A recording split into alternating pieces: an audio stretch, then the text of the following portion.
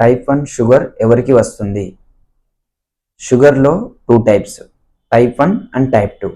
Type 1 వచ్చేసి insulin dependent diabetes, type 2 వచ్చేసి insulin non dependent diabetes. ఇది ఎక్కువ మోస్ట్ కామన్ వచ్చేసి చిన్నపిల్లలు లేదా అడల్ట్ ఏజ్ అనేది చాలా కామన్గా వస్తుంది. ఇది రావడానికి ఇంకొక రీజన్ ఏంటంటే జెనెటిక్స్ లేదా ఫ్యామిలీ హిస్టరీ. అంటే సపోజ్ మీ పేరెంట్కి వచ్చినా లేకపోతే మీ ఫ్యామిలీలో హిస్టరీ ఎవరికైనా ఉన్నా మీకు వచ్చే ఛాన్సెస్ ఉంటుంది.